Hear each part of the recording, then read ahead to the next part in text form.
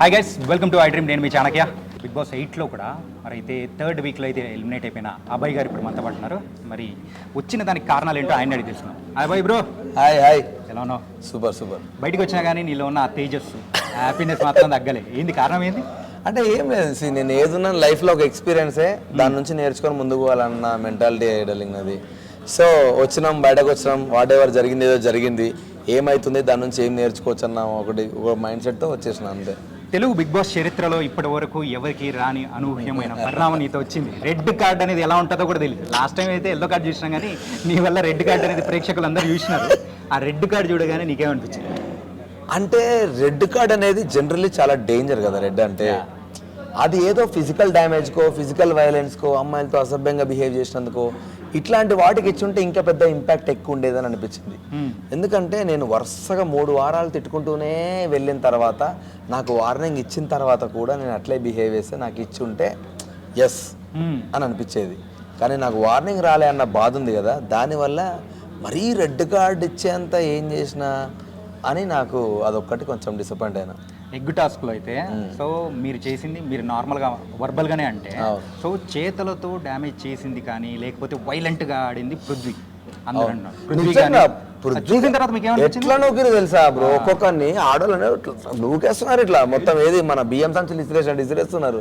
అవి ఎవరికి ఎందుకు కనవాలనే నాకు అర్థమైతలేదు. నిఖిల్ కూడా అట్లే ఆడాడు కదా. నిఖిల్ నూకేస్తే నిఖిల్ గాని పిలిచి దగ్గర పిలిచి, నీకేమైందిరా, అందరినీ నువ్వే తిడతావు కదరా, నువ్వెందుకు కంట్రోల్ తప్పుతున్నారా అని కూడా మీద చేసి మరీ మాట్లాడాను నిఖిల్తో. ఎందుకనంటే లేదు మమ్మ నాకు అని మళ్ళీ నార్మల్గా ఆడడం స్టార్ట్ చేసిండు. బట్ నాకు కొన్ని నచ్చలేదు. అంటే నువ్వు ఎంత గేమ్ ఆడుకో, సింపుల్ థింగ్ ఏంటంటే ఇద్దరు ఆడవాళ్ళు వచ్చినా వాళ్ళని ఇట్లా చేతులు పెట్టి ఆపేంత స్ట్రెంత్ పృథ్వీకి ఉన్నప్పుడు నూకేయాల్సిన అవసరం లేదు కదా. కానీ ఇక్కడ ఏంటంటే మెయిన్ గా, సో అక్కడ అంత జరిగినా కానీ అక్కడ శనివారం జరిగిన ఎపిసోడ్ లో అయితే నాకు సార్ పృథ్వీది అసలు హైలైట్ చేయలేదు, మీది మాత్రం హైలైట్ చేశారు. ఎందుకు? దీని వెనకాల ఏమనిపించింది? నేను నిజంగా దానికే ఫీల్ అవుతున్నా. నాకు వార్నింగ్ బెల్ ఇవ్వకుండా, నేను చేస్తుంది మిస్టేక్ రా నాకు చెప్పకుండా, నేనైతే పెద్ద మేధావిని అయితే కాదు కదా, నేను తప్పు చేస్తున్నాను తెలవడానికి.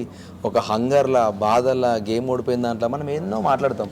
వన్స్ మనం మిస్టేక్ చేసినప్పుడు ఒక్కసారి నువ్వు పిలిచి నాకు వాళ్ళు చెప్పుంటే డెఫినెట్గా నేను అది రిపీట్ చేయకపోయాను. ఆ మాత్రం సెన్సెస్ అయితే నాకు ఉన్నాయి. మాట్లాడుతున్నప్పుడు ఏం మాట్లాడడం తెలియకపోయినా ఇది తప్పుడు అని తెలిసినాకైతే ఆపుకునే సెన్సెస్ అయితే నాకు ఉన్నాయి. సో డెఫినెట్గా చెప్పు ఉంటే అది రాకపోయేది. కానీ వాళ్ళు పోర్ట్రే చేసిన విధానం కొంచెం నేను ఫీల్ అయ్యాను. ఎందుకంటే రెడ్ కార్డ్ అనేది చాలా ఎక్కువ, దాంట్లో నాకంటే దారుణంగా ఆడిన వాళ్ళు ఉన్నారు. వాళ్ళని వదిలేసి నాకెందుకు ఇచ్చారన్నది ఒక నేను బాధ. కానీ హ్యాపీయెస్ట్ థింగ్ ఏంటంటే నా గురించి ప్రేరణ, యష్మి ఇద్దరు లేచి నిలబడి మాట్లాడినారు. వాడంతా డేంజర్గా ఏం చేయలేదు. నాకు అది చాలా బాగా అనిపించింది. అంటే ఏంటంటే, సో లోపల ఉన్నప్పుడు వీళ్ళు నా వాళ్ళు రా అని అనుకున్న వాళ్ళు బయటకు వచ్చేటప్పటికి అరే ఏంట్రా ఇది అని అనిపించిన సందర్భంలో ఉన్న కంటెస్టెంట్స్ ఎవరు? నిజంగా వీళ్ళు నా వాళ్ళు అనుకున్న తర్వాత వీళ్ళు ఇట్లా మాట్లాడుతుర్లేదురా అని ఫీల్ అయింది మా 3 ఫ్రెండ్సే, నిఖిల్, పృథ్వీ, సోనియా అనే. గేమ్లో ఒక రకంగా ఉంటారు, గేమ్ బయటపోరుగా. అందుకు 2 రోజులు వాళ్ళతో మాట్లాడలే కూడా నేను. 2 డేస్ ఎగ్ టాస్క్లో వాళ్ళతో మాట్లాడకపోతే నిఖిల్ గారికి అర్థమైంది. వచ్చిన పర్సనల్గా అడిగింది, ఏమైందిరా అంటే, నేను ఫీల్ అయినారా, మీరు ముందు వారం అంతా నీతులు చెప్పి ఇప్పుడు మీరే వైలెన్స్ ఆడుతూ ఉంటే నా దోస్తులుగా నాకు నచ్చట్లేదురా అది. అందుకే నేను మీ దగ్గరకు వచ్చి ఫేక్గా నవ్వలేక నేను నా రూమ్లోకి వెళ్ళి బయటకు రాలేదురా. ఇన్ని రోజులలో రూమ్లో నేను అంతసేపు ఎప్పుడు ఉండలేదురా అని చెప్పిన. ఆ తర్వాత ప్రేరణ, యష్మి ఎంత కన్సర్న్ చూపించినా నేను అది రియలైజ్ అయినా. బట్ ఎక్కువ వాళ్ళతో ఉండలేకపోయినా, టైం స్పెండ్ చేయలేకపోయినా. Seriously miss them. వాళ్ళిద్దరు అబ్బా స్వీట్ హార్ట్స్ వాళ్ళిద్దరు మాత్రం. అండ్ ఇంకోటి ఏంటంటే, సెల్ఫ్ నామినేటెడ్ అనేది మీరు అయ్యారు. అవును. సో అది తప్పు చేశానని మీకు ఎప్పుడైనా అనిపించింది? నిజంగా అనిపించలేదు. నేను మనస్ఫూర్తిగా మా నాన్న వాచ్ వాడు నాకు గిఫ్ట్ ఇచ్చినందుకు వాడికి ఏదో రకంగా నేను రిటర్న్ చేయాలరా, రీపే చేయాలరా అని అనిపించినప్పుడు నాకు దొరికిన అదొక ఆపర్చునిటీ లాగా చూస్ చేసుకున్నా. కానీ నేను అది చెప్తే ఏమైపోతుంది అంటే, ఆల్రెడీ అప్పటికే చెప్పిన హౌస్లో ఆదిత్య అన్న తిట్టిండు, నువ్వు అంత పెద్ద డేర్ ఎందుకు తీసుకున్నావు అంటే, అన్న నా రీజన్ ఇదన్నా, నాకు అంతకుమించి ఏం ఆలోచించలే, నాకు డాడీ కంటే ఎవరు ఎక్కువ కాదు. సోనియా అడిగింది, సోనియా కూడా ఇదే మాట చెప్పి, ప్లీజ్ నిఖిల్తో మాత్రం నేను ఎందుకు నామినేట్ చేసుకున్నాను, నాతో వానితో అనుకో అని చెప్పిన. అందుకనే వాడు ఎన్నిసార్లు అరే సెల్ఫ్ నామినేట్ చీప్ అని నా మీద జోకులు వేసినా కూడా ఎప్పుడు నేను అది కన్వే చేయలే వాడికి. ఎందుకంటే నాకు వాడు చెప్పడం నచ్చలేదు. సో నాకు మాత్రం మనస్ఫూర్తిగా దాని మీద రిగ్రెటే లేదు, దాని అస్సలు లేదు. సో ఆడియన్స్కి ఏదో నచ్చక పంపించారేమో అనుకున్నా, కానీ ఈరోజు కాకపోతే నచ్చింది రేపైనా వస్తుంది. కానీ ఒకవేళ నేను ఆడియన్స్ నాకు ఓటింగ్ చేసినా ఆ రెడ్ కార్డ్ ఆప్షన్ అయితే పోదు కదా. Red card is no way related to nomination.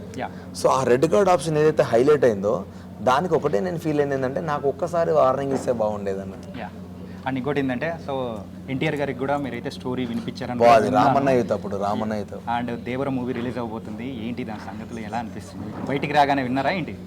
రాగానే ఫస్ట్ మా వాళ్ళందరూ ట్రైలర్ పెట్టారు. అమ్మ ట్రైలర్ ఎప్పుడు వచ్చిందని ఫస్ట్ చూసిన ఇట్లా ఈగర్లీ వెయిట్ చేస్తా ఉన్నా. అది నేను చాలా క్రేజీ అనిపించింది ట్రైలర్ చూస్తే. ఫాదర్ సన్ బాండింగ్ ఉన్నట్టుంది. నేను ఎక్సైటెడ్ ఉన్నా. September 27 ఆ సినిమా చూడడానికి బయటకు వచ్చిందేమో నిజంగా.